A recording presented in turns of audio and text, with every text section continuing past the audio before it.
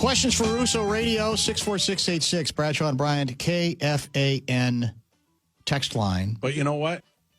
That's our guy. In fact, we're overdue for Billy Guerin. Maybe we would try to get him. Well, it's going to be hard to get a lot of stuff in before Thanksgiving. First week of December. Maybe early December. Yeah, we want to try to get Tim Conley on soon, too. It's two winter sports teams obviously going in very different direction, and that's kind of where I want to begin, Russo Radio. We were talking about the concept that Doc Rivers talked about a lot back in the day of Ubuntu, a term he adopted when the Kevin Garnett Celtics were on their way to winning a championship, this sense that a connectedness between players and their environment, the whole being greater than the sum of the parts. Wolves' Ubuntu right now for this year is awful. Wild's Ubuntu seems a lot better, but it's the age-old question. Is the Ubuntu better because they're winning, or were there things in your mind put in place here that made it easier for them to get to that place of Ubuntu and satisfaction, and then the winning came as a result of those conditions being put in place? Well, first of all, I'm glad I don't have to spell Ubuntu. I mean, I think you could explain it in multiple ways, Dan. Like, I just feel like, if you look at the Wolves, they have just a massive amount of new players, because of that cat trade, and the guys in different roles and things like that, where you look at the Wild and it's pretty much the same team back. Now the other way you could look at it is, well, it's the same team back, why are they so much better?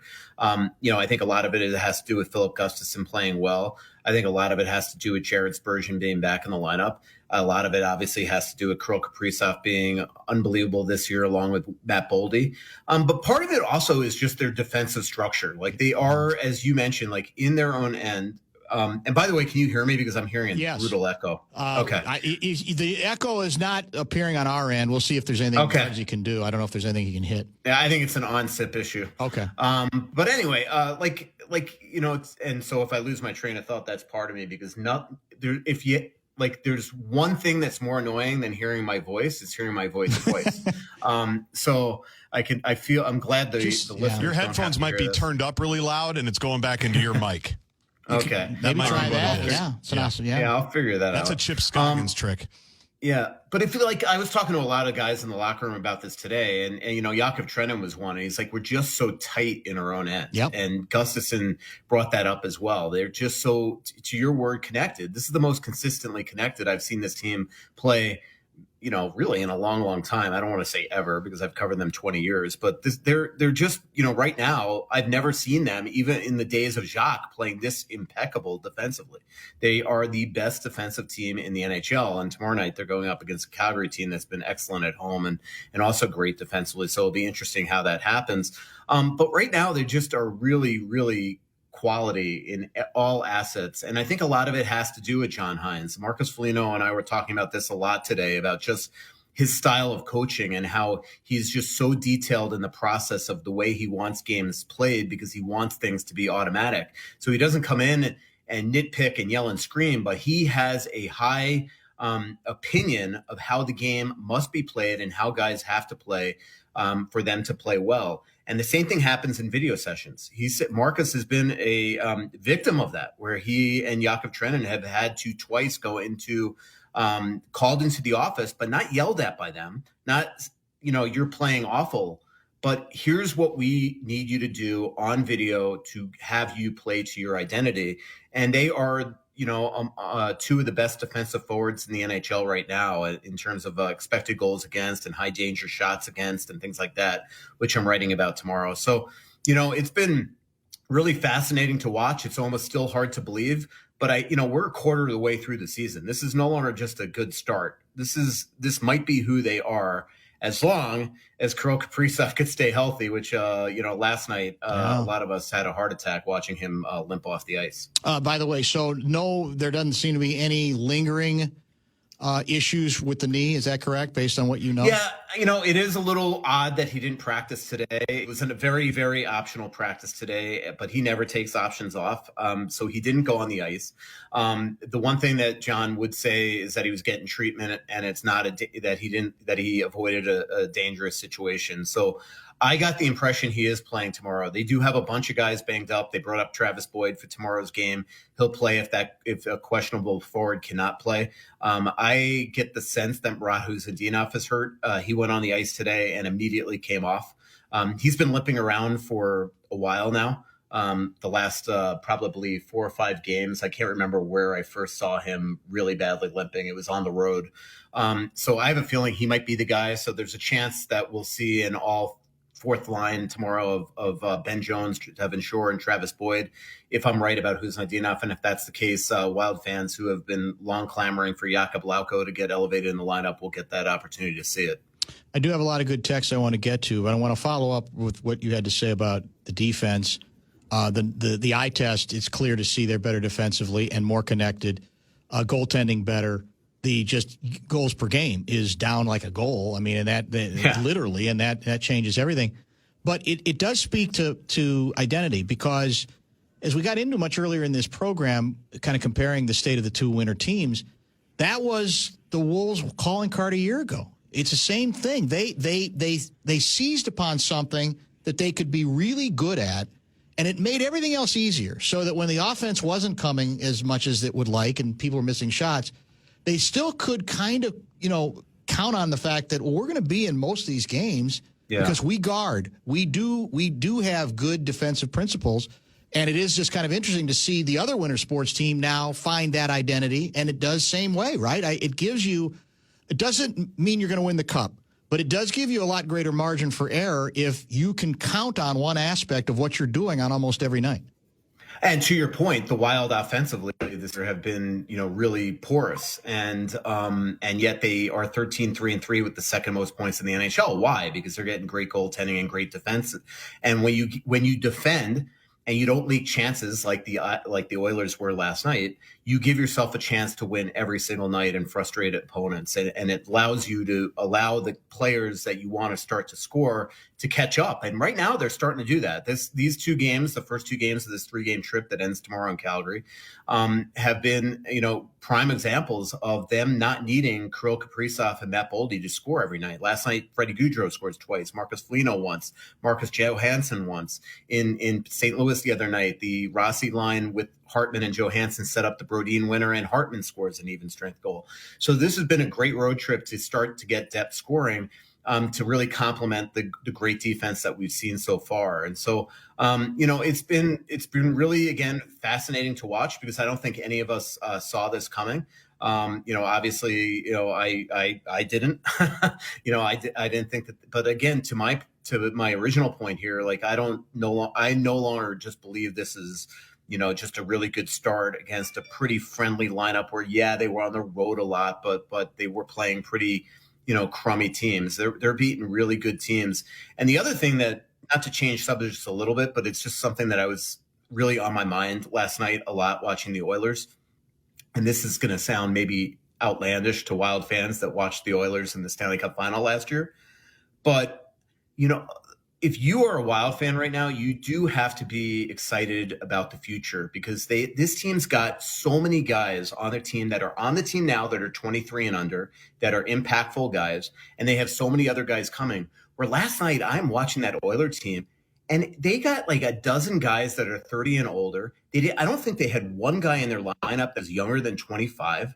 Like if you were an Oiler fan now, you McDavid and Draisaitl, but you got to be super concerned, considering they've been having McDavid and Draisaitl in their lineup for a decade now, and they haven't won a cup yet. So, to me, the future still with the Wild is one that, to me, as John Hines said today, is on the upswing. And today was a lot about reflection with John Hines, because last night was, game 19.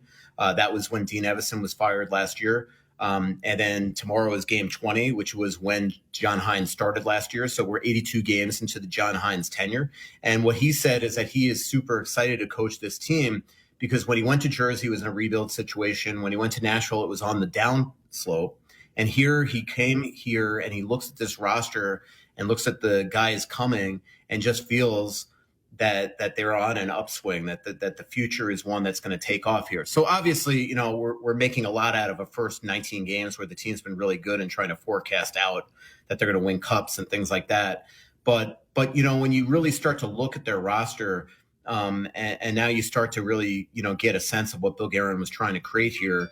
Right now, it looks really good when you put into context that you still got Volstead in the minors, you still got Ogren down there, you got Urov coming, you got Riley Height and Hunter Haight, and then you look at their young guys like Faber and Boldy and Rossi and those guys in the lineup now. So we'll see where it goes from here. But right now, things are super, super optimistic, which for me is always uncomfortable. What happened with you and Winnipeg Jets fans today? Was there some kind of a blue sky or Twitter, social media war that broke out? What's this all about? No, it's just one stupid troll that I thought it would be funny to reply to him. I think a lot of people actually thought that I was ticked off. I truly, and this is genuine when I say this. So there's a Wild fan out there, a blogger, podcaster named Brett Marshall, and he's got this Wild bingo board that's been around since the start of the season. And one of the boxes is Russo goes off on a rival fan of another team, and they're getting close to bingo on that line, and I felt like I wasn't doing my part in allowing him to check that box off. So I figured I'd give him a little ammunition today, and he and I got an X through that thing. So now if the first time a Wild player gets a hat trick this year, we're going to cross off that line on that bingo board. Even better. A couple other texts, I'll just read them, you react. This is from, looks like, 651 guy.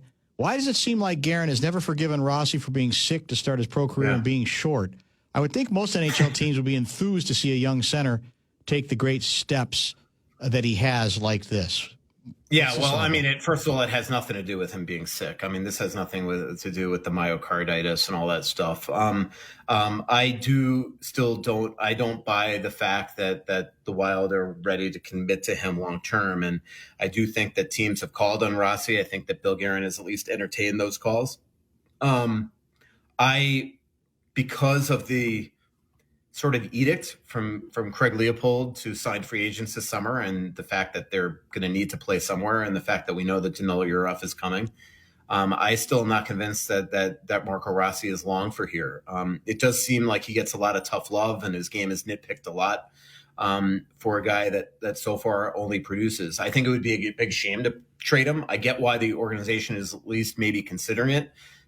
Because of the long-term forecast of the team and where guys can slot in. There's only so many top 6 spots and top 9 spots and things like that. And if you start to map things out with guys coming and things like that, somebody's got to leave. My issue is that he's 23 years old. He's done everything this organization has wanted from him. He's a guy that they asked to get faster, so he skipped his sister's wedding, came here for all of 2 summers ago, and worked with Andy Ness. They asked him to get stronger. He came here all of 2 summers ago and worked with Matt Harder.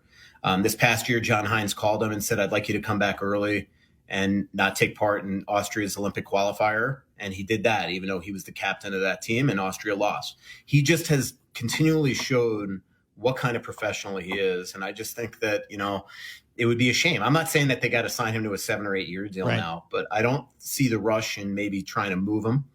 He's here. Urov isn't. He's real. Urov is a figment of our imagination. Let's see what Urov is before we just all of a sudden, see them trade 23-year-olds that get a point per game.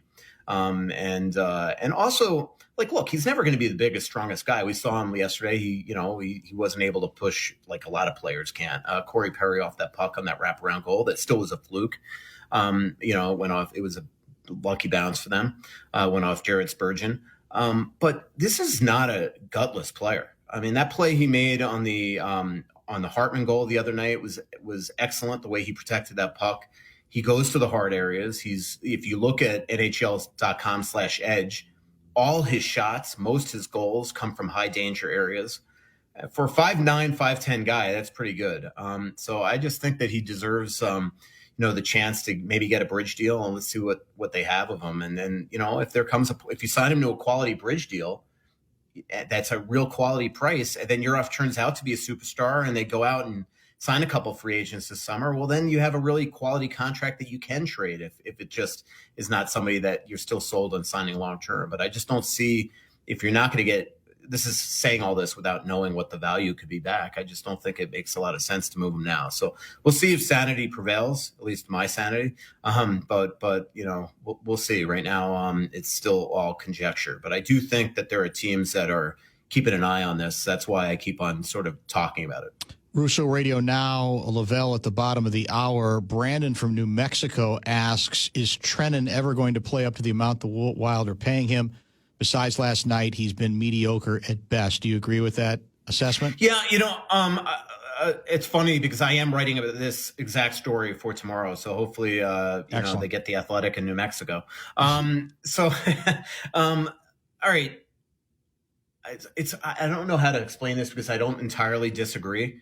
And we all know that I'm not the biggest analytics guy, but the one thing I will say is that analytically, he ranks number 3 in the league in terms of defensive forwards, and number 2 is Marcus Foligno in terms of expected goals against. And man, it's making me sick because this entire conversation, I'm going to sound like Anthony LaPanta. In terms of high danger shot attempts against, Foligno's number 2 in the league. Trennan's just outside the top 10. Penalty kill goals. We've all talked about the Wild's penalty kill still hasn't made that huge jump that they all hoped they would. But if you look at his numbers, he's only been on the ice for 3 power play goals against. So defensively, he is doing his job. If you are not, and this is where I'm going to get nauseous because I sound like LaPanta. If you're not scoring, but you're also not giving up goals, you'd rather that than a guy that's on the ice and, part of 7-8 goals, but he's against 10 or 11. So right now they are the best shutdown line in the NHL, and he's a huge part of that. Offensively, though, I don't disagree at all. It just blows my mind that this guy's foot speed is not faster. He doesn't get scoring chances. He's gone 4 shotless games in a row, 9 out of 19 games this season. It's crazy to me for a guy that, before the season, Barry Trotz, the Nashville GM, told me he had the ability to get more than 20 goals. So, I talked to Trennan today. He said mentally he's not happy about this, but it's making it a little easier mentally because he sees these defensive numbers and knows that he hasn't been on the ice for any of these goals against. So it's making it a little hard, but he wants to contribute offensively. So it's a tale of two things with Yakov Trenin. Yeah, I mean, would you rather Brandon Duhaime at 2 times 2 than Yakov at 4 times 3.5? Probably. But right now, John Hynes is excited about him, excited about the future with him. Part of it, to me, the cynic in me says he has to be, because we all know that John Hynes is probably the biggest reason why he signed here, because he wanted him here. So a lot of times the coach is always going to be defensive of that player. But right now, at least defensively, and for a team that's 13-3-3, I think we could let him off the hook for the offense. But man, it'd be nice if he'd just get a shot once in a while. And last night he had his first goal, unfortunately, take it away on the offsides play. That would have been credited to him, and maybe that would have been a momentum jumper. But I do think that it's the one thing I will say is that I don't think it's fair to say that last night was his first game. I actually think his game's been trending really well lately. He's much more noticeable to me. The one thing, just being in the locker room today, like because of his size and because he looks so slow sometimes on the ice, you think he's out of shape. That guy is built like it is ridiculous. He's like got not an ounce of fat on him. He is just all muscle. So that is, maybe he's too strong. I don't know, because his foot speed to me seems so much less than when I watched him in Nashville. And I don't know why that is. 507 guy wants to know if you believe the Wild should go out and get an old school goon to truly protect Kaprizov, or give Kaprizov the protection 507 guy suggests he needs. Yeah, you know what they should do? Go out and trade for Ryan Reeves tomorrow. I mean, what old school goon in the league? Yeah, go out and trade for Nick Delorier. Who else is there? Like, it doesn't exist. We all need to just realize that we're not in the 90s and 80s and 70s anymore. Those don't exist. You don't want them in your lineup. And last night, look, I didn't love the hit, but it wasn't a malicious, awful hit. To me, what made it so abnormal is, and it's funny, if you guys all listened to the Athletic Hockey Show yesterday morning, I actually talked about how it scares me to death the way that Kirill Kaprizov constantly skates through the neutral zone, because 10 years ago he would be clocked on a nightly basis. And what happened there is we just happened to see him get hit. And to me, that is a hit that used to happen all the time. Yeah, you would love it wasn't square. The knees clanked. Thankfully, he's okay. It scares the heck out of you. But it's not going to not happen because Ryan Reeves is in the Wild's lineup. And, there's no goons anymore. Find me a Bob Probert. Find me a, finally find me a Dave Semenko. Those players don't exist. It's not the NHL anymore. Well, I think that is, I think sometimes we get, and I don't know if it applies to this texter, it's a reflex, especially because for so many years, that was sort of the given. That was the cliche. You got a star, you got to get somebody to protect him, and it probably even applied. But obviously, the league is very different than it once was, right? That's pretty much gone. Yeah, I when I covered Florida, I covered Pavel Bure, best player I've ever covered in my life. Kirill's right up there. All right, but I'd still put Russian Rocket over him. And this is 2 years in a row. He had 58 and 15 goals down there in a clutch and grab league. He played on a team with Paul Laws and Peter Worrell, two of the biggest enforcers that I've ever seen, two of the best fighters that I've ever seen. But what gained Pavel Bure space is in the first shift or second shift every game, he'd two-hand somebody that came near him. And every player that went by him the rest of the game were scared that they were going to have their arms broken by him. Maybe that's what Kirill needs to do. Is, every now and then, just give it back to somebody, even if you take a penalty. Yeah, right. Take that slashing minor. Yeah, and that'll get you space. Mm-hmm. But right now, last night was, thankfully he's okay. But having Ryan Reeves on that team is not going to stop, him from getting hit in that situation. He is an elite talent that flies through the neutral zone, loves to have the puck on his stick, and to stop him, you got to hit him. And last night he got clocked, and thankfully he's okay, but it's not going to stop by having a non-existent goon that doesn't exist. You are in Calgary. The Wild have a matinee affair tomorrow, which will not be on the Fan. It will be on Cool 108 because, of course, Gopher football will be on the Fan starting at 2:30 against Penn State. I guess Guardsy made that decision, huh? He's the program director now? I don't sign the contracts. Yeah, he's just not a hockey guy, like the rest I was of at the us, Montreal game. It was brilliant. Yeah, he was there. That's true. What do we need to know about Calgary? Anything about the Flames? Yeah, they're really good defensively. They're playing great right now, especially at home. I didn't watch the game because obviously the Wild were playing last night, but everybody here were talking that the game against the Rangers yesterday was the most dominant that they've played all year. So they're on top of their game right now. They're getting great goaltending from Dustin Wolf. It's going to be, it could be one of those 2-1 games if you believe the numbers. These are two of the better defensive teams in the league. Don't give up a lot, either team. And as we definitely learned today at practice, the Wild are very banged up. Like, even if Huzadinov's the only guy out of the lineup, there's clearly going to be guys playing that are, that had to get treatment today. It was the trainer's room today was just jam packed. There were only about 10 guys that actually skated. So, yesterday was a physical game. They've played a lot of hockey lately. They have a huge game coming up Monday against Winnipeg. But it's a game. Look, it's a game that should be, you're playing an inferior team and in the eyes of the Wild, at least, and we'll see how they do. You can say hi to Lavelle. He's surprised us by joining us in studio. Do you remember Lavelle Neal III? Yeah, no, I see Lavelle all the time. He's a hockey guy now. He's over there. I'm impressed that he, one, made it on time, and two, it's good for you because we all know that his cell phone never works. Oh, really? You're going back to old tropes there. Tropes. By the way, what the hell's going on with my Blackhawks? Fans are so disgruntled, thinking that they're holding back Connor Bedard's development. Oh, my God. You know what's holding back Connor Bedard's development is the rebuild that they did. To me, actually, what it is, Lavelle, and we could discuss this off the air, but it's proof positive that you really can't do rebuilds. And that is going to take forever for them to be good. Well, in today's league. So the story would be flipped then. Bedard wanted to come to Minnesota and play with Kaprizov. There you go. Exactly, yeah. A very different story, great, but not. Yeah, great point.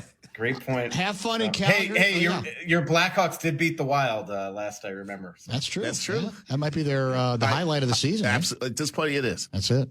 Yeah. Thank you very much, Russo. We will chat next week at some point. Appreciate you. Yep. See you guys. Take care. Russo Radio helping us out. And, Lavelle in studio. Nice surprise. If you have questions for him, hit the Bradshaw and Bryant KFAN text line. You know the number, but I'll give it to you. 646-86. We'll get a Bears scouting report. We'll get a Vikings scouting report. And who knows what else with Lavelle. That's next. You're listening to Barrero on The Fan. Yes, Guardsy and I will, I think, be back on Cool 108 for the Christmas Cool 108 tradition. The date not yet established. Thanksgiving is a week from yesterday, correct?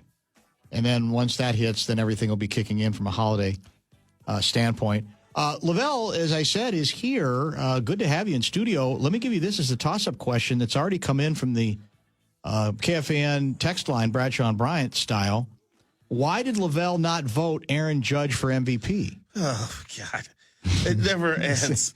No, it never will either. It never, ever will. I blame Corey Cole for driving that narrative because every time there's a controversial vote, he'll say, Lavelle Neal was one voter that didn't vote for Shaq for MVP, NBA MVP. Or people do think you have a lot of votes. Yeah. More than you really they do. think you vote for everything. Yeah. Lavelle's the one person to vote Caitlin Clark for Rookie of the Year. That's it. Yeah. Well, you did write about it last. You told us you were going to write about it and alluded to it, and you did write about it in the Sunday newspaper. Did you ever get a call back from Pedro? No, never did. Never did. You tried, but they... Yeah. I would love to have a conversation with him because he's gone from being cool with it to be absolutely furious about it. So do you it. think he changed from being cool to annoyed because everybody else told him he needed to be annoyed and he said, well, then I might as well be annoyed? Or do you think something else triggered him? No, I think some people were at him going, you got screwed over and this is wrong. And as you get older, you start looking back at how your career has transpired. Yes. As he has said multiple times, that's the one award I don't have on my mantle, So I guess, he just got to deal with it. He's won so many other things. Here's the funny part. Just looking at it, and like I said, we look at pitchers differently now than we did back then. The reason Bert's in the Hall of Fame is because people don't think you need 300 wins to get into the Hall anymore, On a number of fronts, you're right. And you admitted in the column, basically, if you'd had access to the WAR numbers, you might well have voted differently then. Is that correct? That's absolutely true. That's absolutely true. Because he had like a 9.8 WAR. I'll tell you this. Here's another thing. The next year, he went, I believe, 17-4 with an ERA under 2. He had an 11.6 WAR, but finished 5th in the voting that year. Interesting. Yeah, and why? Because he just won 17 games. Yeah. If it would have been 20-8, he probably would have gotten a 9. So we live and learn, and as we advance through the sports age, we get more tools at our to use to be able to compare pitchers and hitters and. Like Russo's talking about expected goals and expected goals allowed and how this makes Trinan a valuable player, Is it possible at all that we're going to find out in about 10 or 15 years that the WAR stat was incredibly distorted and isn't actually as important as during this period we have been led to believe? Well, everybody uses different formulas. I mean, Fangraph's WAR is different from Baseball Reference WAR. Okay. There are some differences. And I'm sure there's some statistical alchemists out there trying to cook up another stat to further help with the evaluation of an athlete that we just don't know about yet that may be unfurled here as we go along. Clayton from Rochester writes, the Twins talk about how green they are with the drainage at Target Field, but their ability to recycle through old players, Michael Tonkin, is even more impressive. That's from Clayton. It's pretty well played, actually. Well, yeah. I mean, you're right. And they brought back Eddie Guardado late in his career.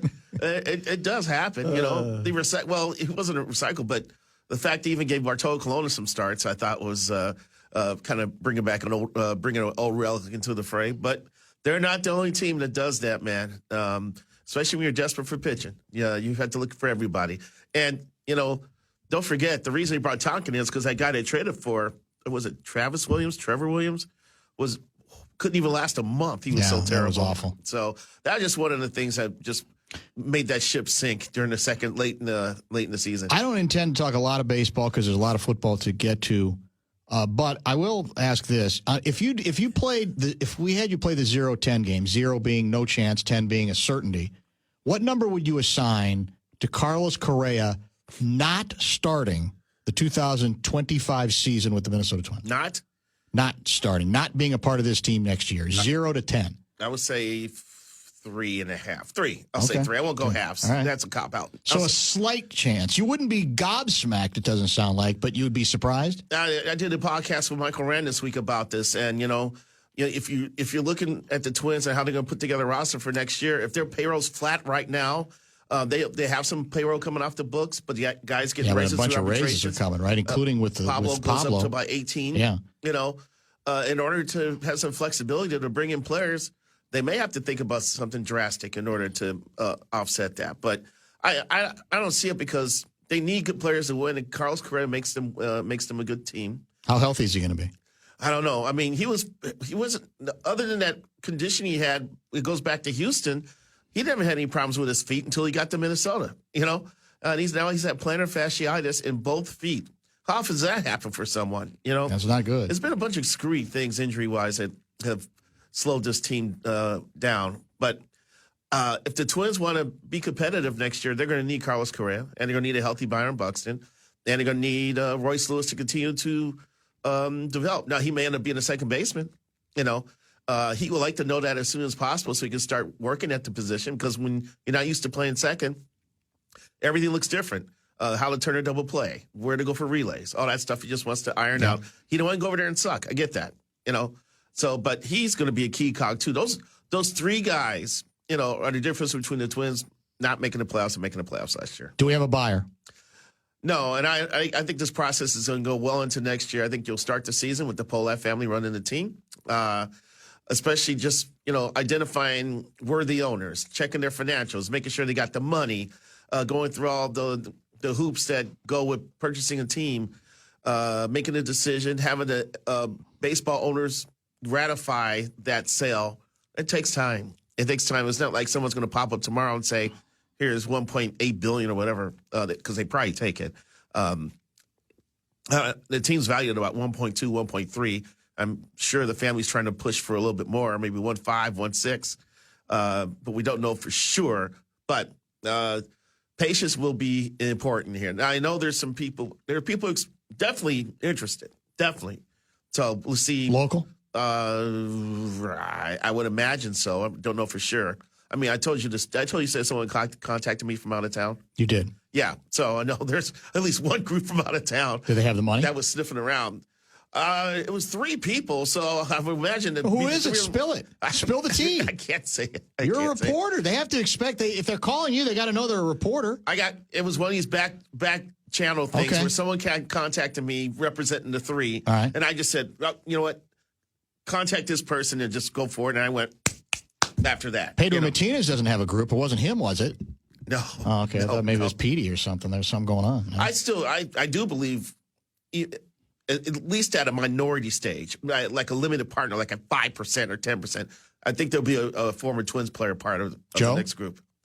I mean, it could be more than Joe. It could be other people than Joe. He's the only one that really they ever paid big money. Wow.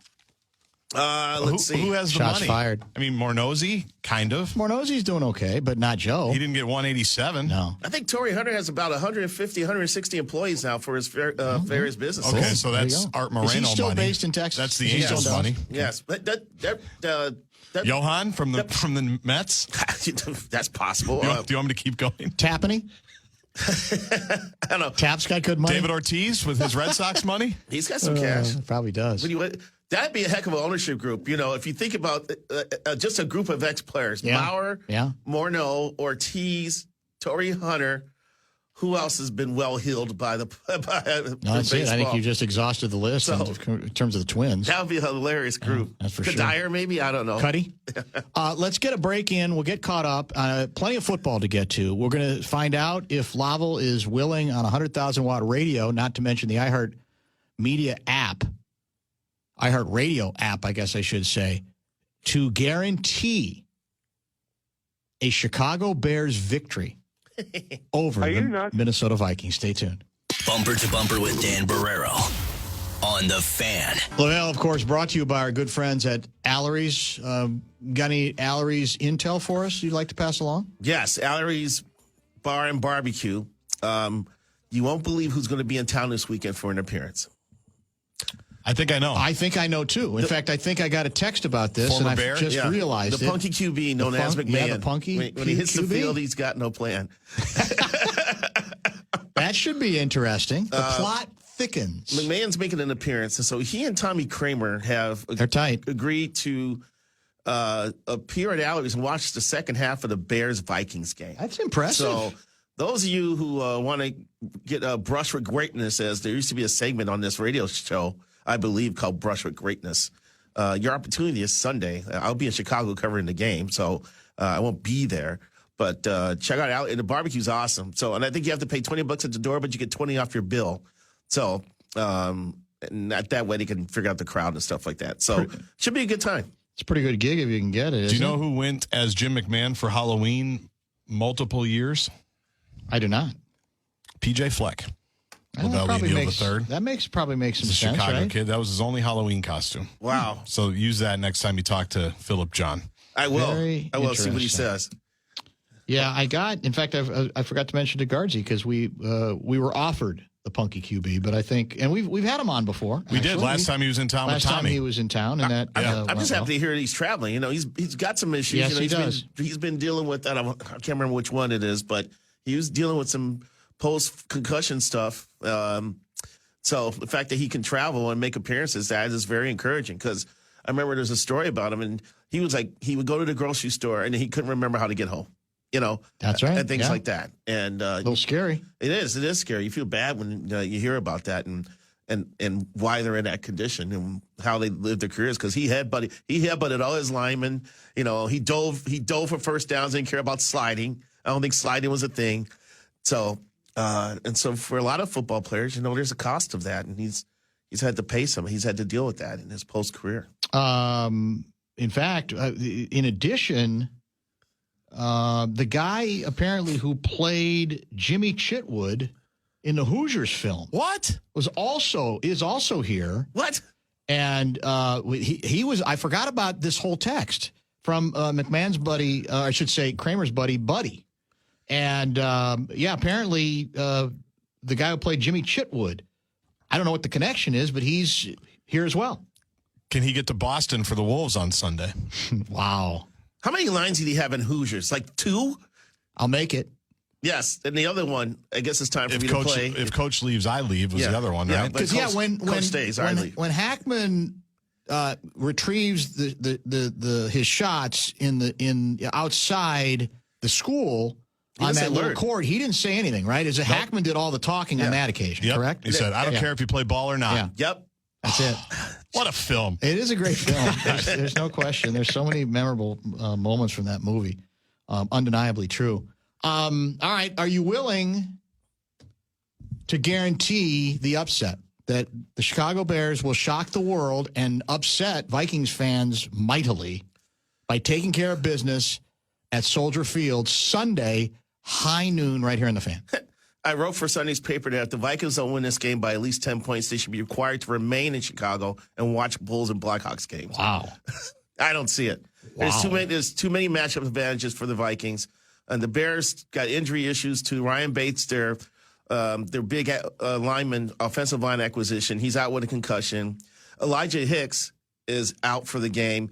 He was replacing Jaquan Brisker, who's missed about 6 games now. Brisker's still out, right? They had to sign his safety this week off the street. Mr. Simone Biles, Jonathan Owens has probably got to start at safety. And he's on the roster to play special teams, basically. So, and Keenan Allen landed on the injury report today. He's questionable, I think. with that ankle. So, and so is Swift, correct? Swift practiced today. Okay. So he's going to be good to go, but he's nursing a sore groin. So he's not 100%. So it doesn't matter anyway, because the Vikings are giving up 74 yards a game rushing. And I don't know if the Bears got much of a rushing attack on Sunday. I think that's one reason why I picked the Vikings to win this game, unless they can be unpredictable with their offense and pick spots for Caleb Williams to keep the ball and run like Lamar Jackson. But I think just there's too many things. Yeah. At the top of the list is crazy-ass Brian Flores throwing all kinds of exotic blitzes at Caleb Williams and seeing if this rookie can handle it. I think he's going to be hot and cold with that. The Vikings' running game has not been as effective, at least from a yards per attempt standpoint, the last few weeks. Bears have been awful against the run. So, I mean, on paper, it feels like a great opportunity for Aaron Jones to have kind of a breakout game because the Bears have not done well against the run lately, have they? No, and it's because the really good run-stopping defensive tackle, Andrew Billings, is out for the year with a torn pec. Okay. So torn pec always sounds painful. I know. And as soon as it's torn, you're done for the year. Yeah, that's it.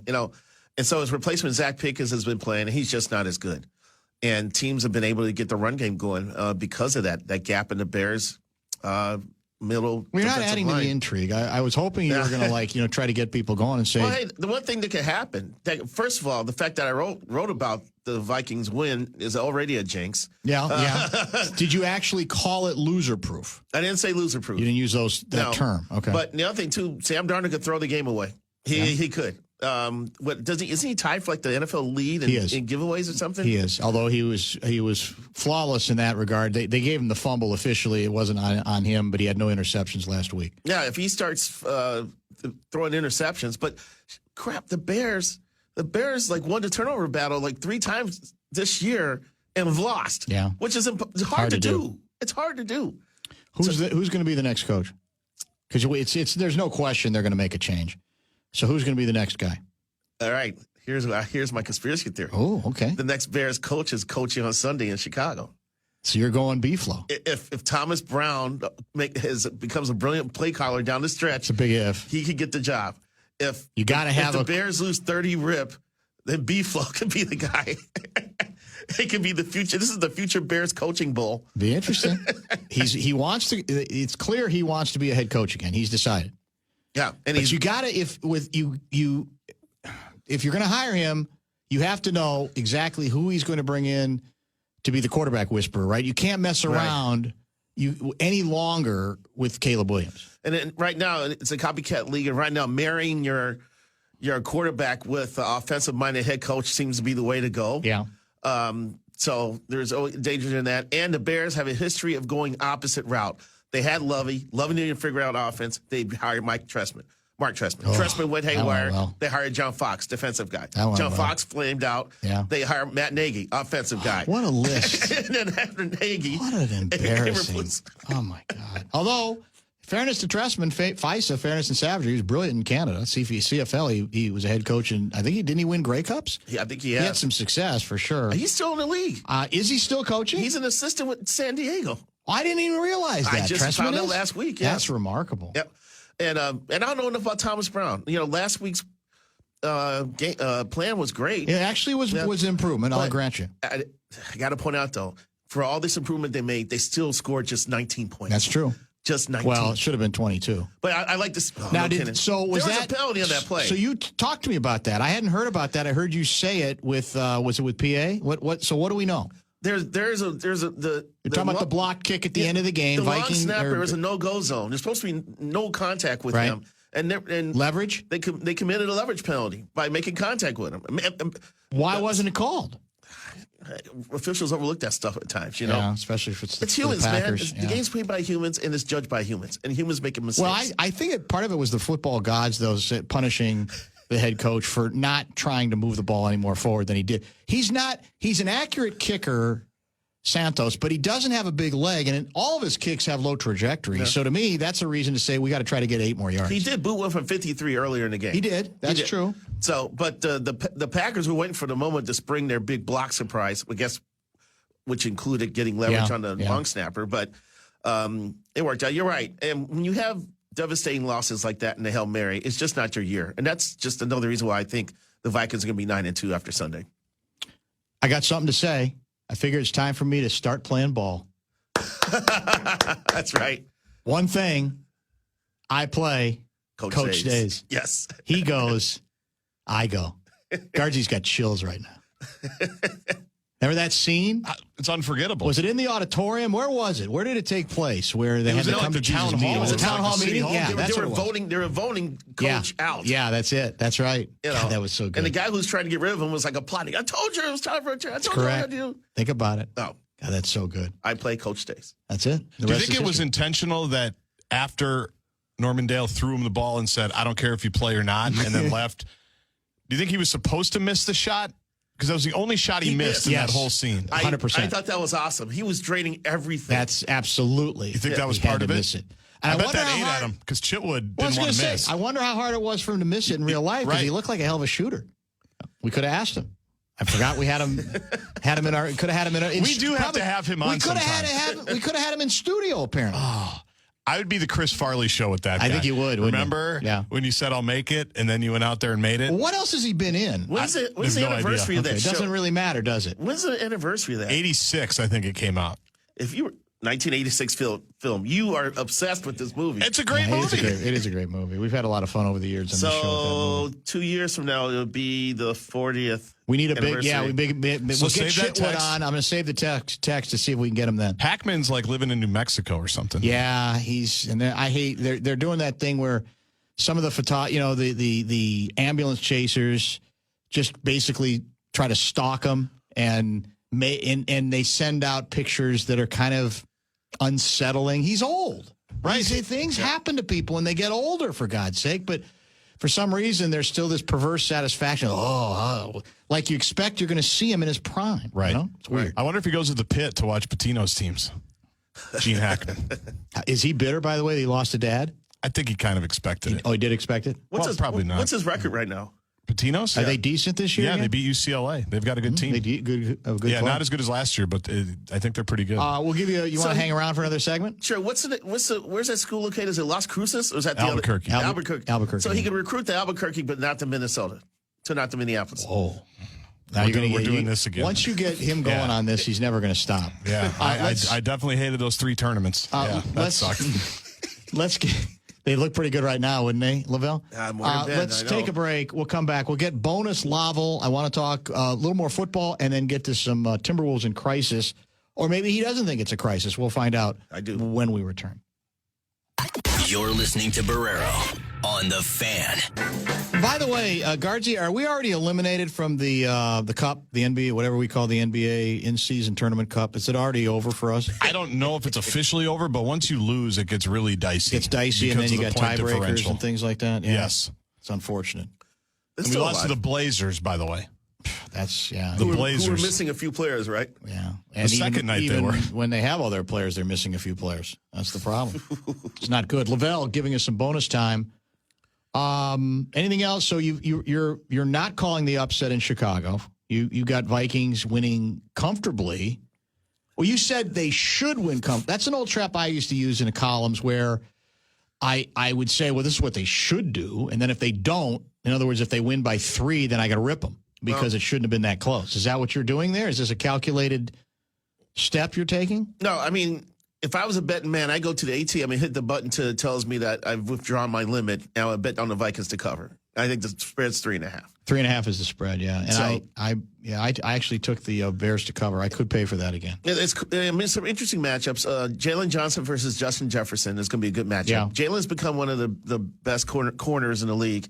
And I just discovered this is only the 3rd time they faced each other because the other 5 times, one of them was injured.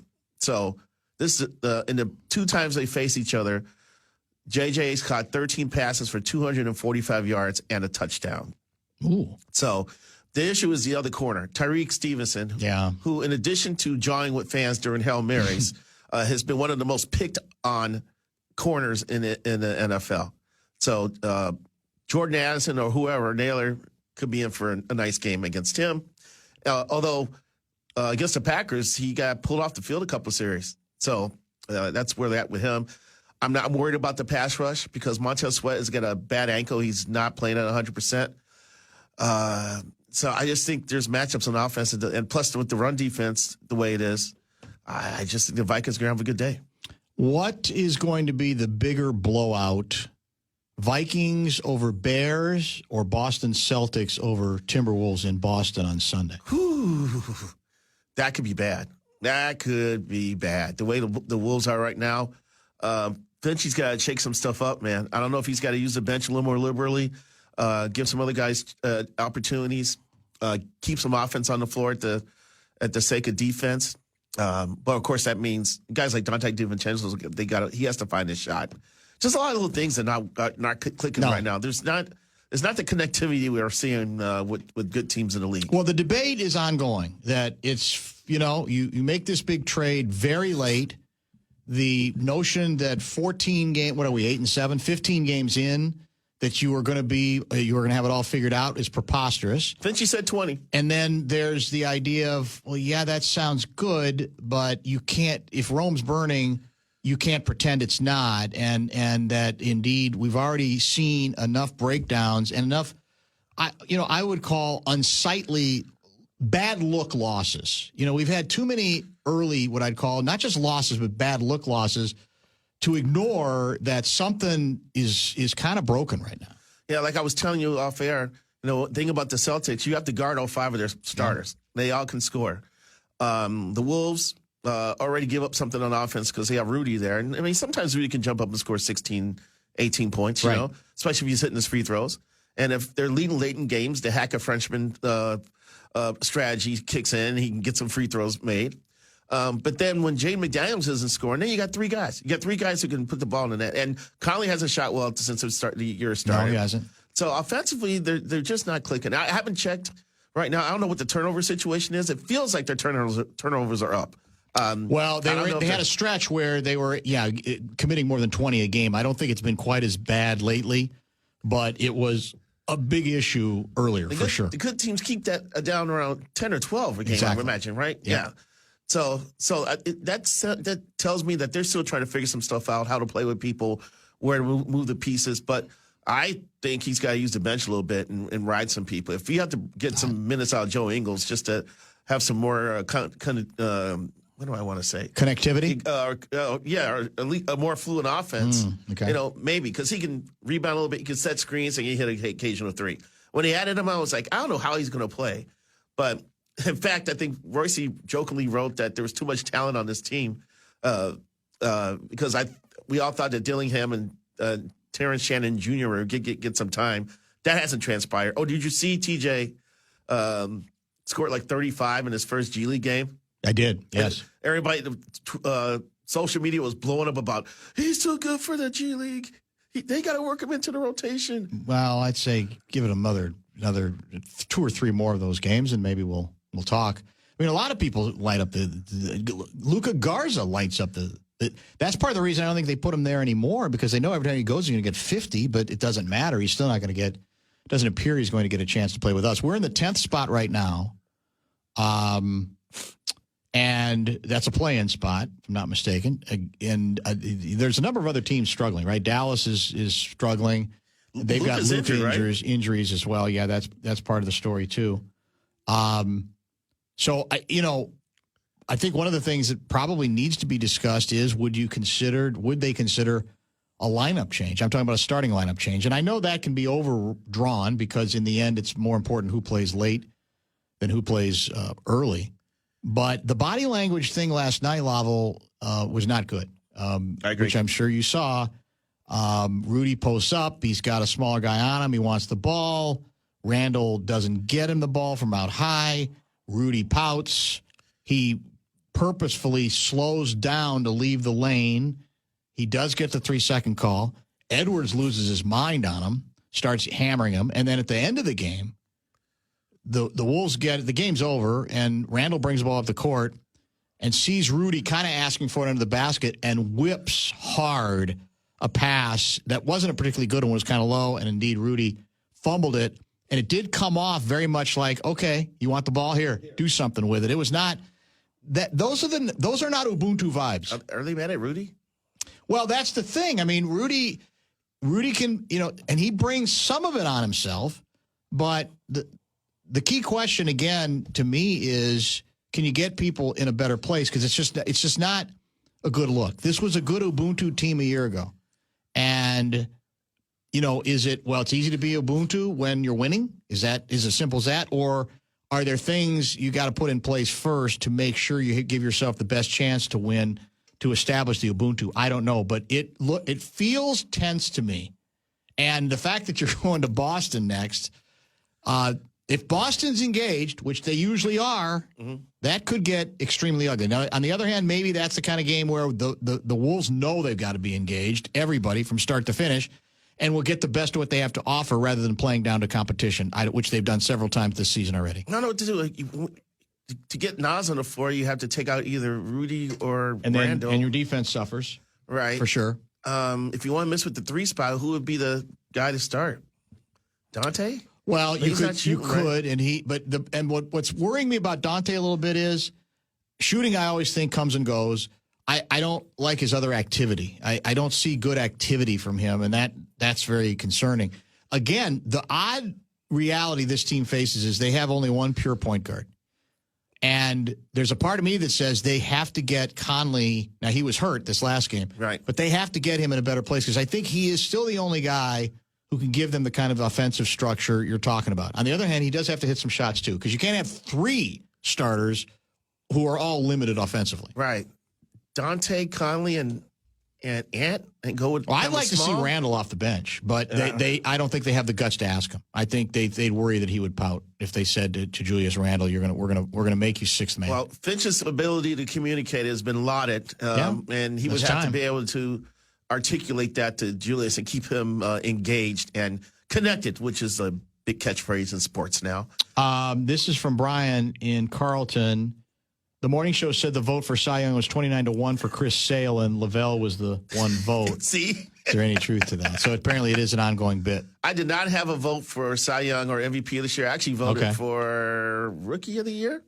I did. I wrote for Rookie of the Year, which was Louis Gill, a former Twins farmhand who was traded for Jay Cave. Yeah. And his Rookie of the Year for the Yankees.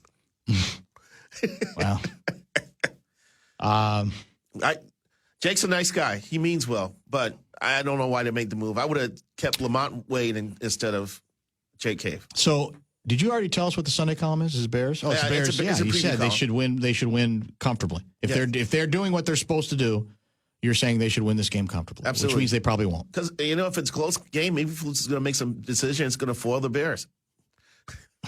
Really? Look.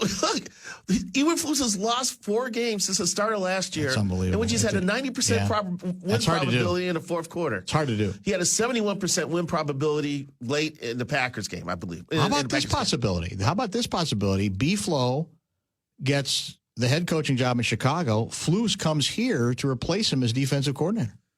I think he's a good defensive coordinator. I think he is. He's just not a good head coach. He should not be a head coach. I know. I'm not a big fire the manager or coach thing, but when the game mismanagement things pop up that cost you games, the Hail Mary defense or not trying to get more yards, that wasn't the first time a Bears coach has done that. Trestman did that here one time, too, and had Robbie Gould come in to kick a field goal after he flew in that morning because his wife had given birth to a baby, and he missed a field goal.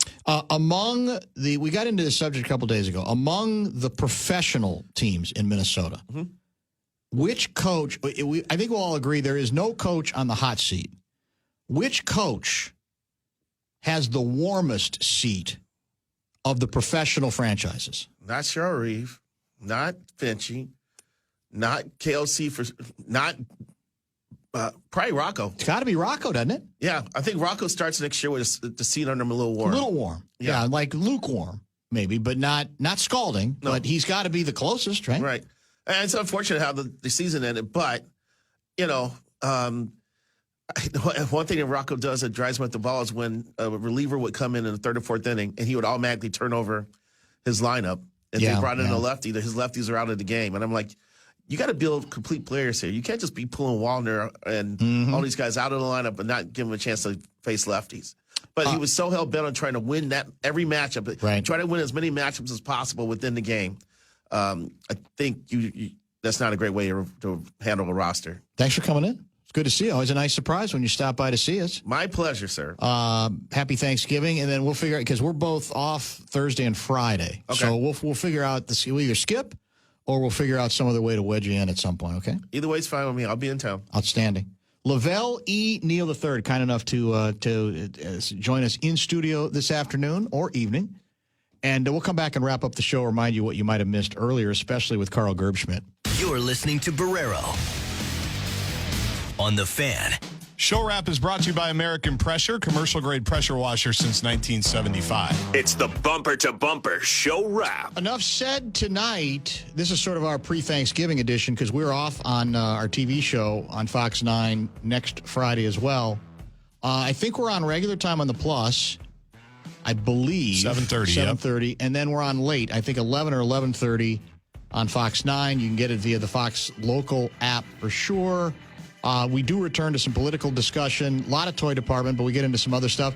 And afterwards, we signed our holiday card, the official Enough Said holiday card, in which you willingly played the part of the foil. You were the guy who said, I'll do the silly part if we need something silly. So you are basically a Christmas onesie. Yeah, some Christmas pajamas from the family archives. Exactly. We're lucky enough to get Christmas pajamas every single year that we wear for one day, and then they're in the closet. It's a wonderful thing. Yeah, that's what I wore. Yeah, the card came out nice. I retweeted it, so you can find it, I think, online, and you can request it. They tell me. I mean, I'm not holding my breath, but we'll sign as many as necessary. I think we signed, about 800 before we left today, and we think that will handle the demand. The demand, but again, if there's a greater demand than that, we'll sign some more cards too. Carl Gerbschmidt today was at 3:30. Weirdness. He's shut down PackerFanConnections.com because of the controversy involving one of the paintball participants. We got word of it because a couple of Viking fan moles got in on it and emailed me that they could tell something was amiss, shall we say. Gessling joined. Russo Radio joined, and a nice in-studio surprise visit with Lavelle. Tomorrow is Gopher football, 2:30 kick? 2:30 kick. 12:30 pre-game. That means Gopher football Sunday will be back on Sunday at 8. Sermon's 1-hour edition at 9, because most of you know by now the Vikings-Bears game is a high noon kickoff from Soldier Field. Will we travel well there, too? I mean, Vikings fans are traveling well. Are we going to see a lot of Vikings fans in Soldier Field? I mean, obviously, they're the much better, record-wise, more relevant team. Yeah. So do Bears fans give up their tickets pretty easily? Not really. I don't think they do. This is always a trickier one. Even when they're not very good, Bears fans show up. Hey, did Tommy Tuberville go frontal on the Hoosier football? Have you seen something to that effect? Senator Tommy Tuberville? Yes. I have not seen that. Apparently he went absolutely. I don't even know the Hoosiers realize how much is at stake in Columbus. That goes beyond whether you root for them or not, right? Because if they get clobbered, it's going to be so vicious and so relentless. Yeah, which is not fair. Out of the SEC, will it not? It'll just be endless. So for that reason alone, if you like to see that smugness, that condescension wiped off of all of their faces, you'd be rooting for the Hoosiers to either shock the world or at least make it like a one-touchdown ball game. Yeah, I'd like to see a good game. To see a good ball game. I just think for the Big Ten, it's good to have it be a good game. I agree. And your Gophers have a great opportunity against a good Penn State team to make a little bit of noise, too. They're not undefeated, but it would be a great way to finish, give yourself a chance to finish strong in a season where you had the big winning streak end, I think, prematurely against Rutgers. And then what do we have? The last Black Friday game is at Wisconsin, correct? It is against the Badgers, yeah. I don't even know what to think of the Badgers right now. They're in a little bit of turmoil. So they fired their coordinator after losing 16-13 at home to Oregon, correct? Yes. And what was the grievance? What was the offense was bad. It wasn't anything more specific than that? No, not really. Like a couple of play calls in particular? People maybe, going, what are you doing? I'll also defend the guy. He was playing his backup quarterback because their starter got hurt months ago. Well, that's the thing. That's why even on the head coach, I guess I don't understand the vitriol. Like, well, that's worked out well. Yeah, you got to give him a minute, don't you? I would think so, but I don't know. That's not the way things work anymore. No, it hasn't gone well for him. Well, I'll try to find the Tuberville quote, and maybe we will refer to it. Because Sunday, I'm not going to lie to you, Sermons could turn into Hoosier Hotline if the Hoosiers win. Not going to lie. Cronin, 'Cause I don't Bozich, know- Mark Cuban. They might all be on. Yeah, one way or the other, or at least I'll read from their tweets. Don't you think? I'd have to. Skull Stories tonight featuring, we don't know who, but that's a good reason to check in because it's usually a very good former Viking. It's usually fun. It's usually very fun. Dan Patrick then will follow Skull Stories because the Wild have a day game matinee affair tomorrow in Calgary. You can hear that on Cool 108. Yes, Kevin because Fallness. the Gophers obviously are will be on the Fan. So all bases will be covered via the iHeart radio app as well. I might watch some high school football tonight. Minnetonka Maple Grove tonight in the big schools. Vegas has it Maple Grove by 5, I saw. Yeah, Maple Grove's a wagon. They're very good, Yeah, right? they're good. Then the former head coach there is the defensive coordinator at Minnetonka, correct? It's all incestuous. It's a very interesting wrinkle. So I might try to check that out with the other local teams off tonight. Enjoy your weekend, and we'll talk to you. Guardsy will talk to you at 8 a.m. Sunday. I'll follow at 9. Don't forget, enough said. A lot of things that are easily correctable.